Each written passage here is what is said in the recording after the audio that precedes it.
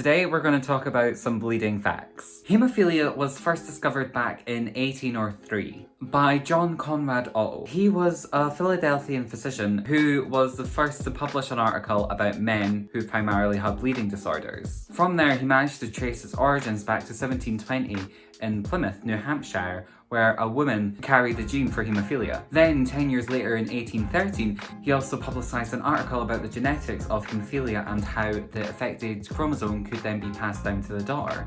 The term haemophilia comes from a student at Zurich University back in 1828. His name was Frederick Hopp and his professor, Dr. Schanneling. Together, they came up with the term haemophiliac. I'm pretty sure I didn't say that right, but we'll just go with it. Years later, they shortened it down to haemophilia. Haemophilia B was discovered by an Argentina physician. His name was Alfredo Pawlowski. This was the first time they had established that there was another type of bleeding disorder, haemophilia B. And this was discovered back in 1947. Later, in 1926, a physician called Erich von Willebrand published a paper of what he called pseudohaemophilia. This was a bleeding disorder that affects both men and women equally.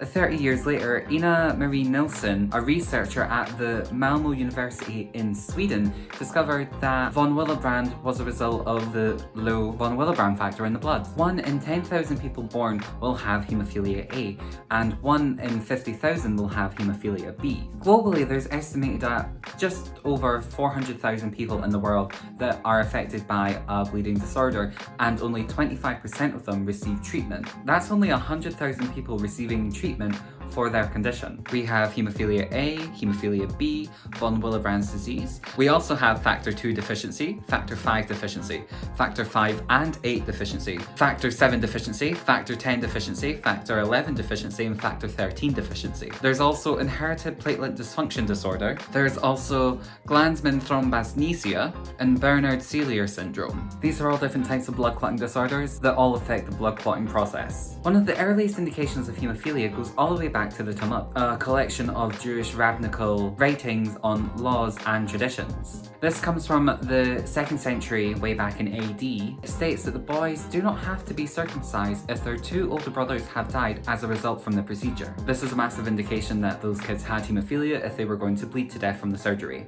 I hope you enjoyed this video. If you did, be sure to hit that like button. Don't forget to subscribe and leave me a little comment down below just saying, wow, I never knew that fact. That's really interesting. I'd love to hear from you. Till next time, check these videos down here. I made them just for you. I'll see you there.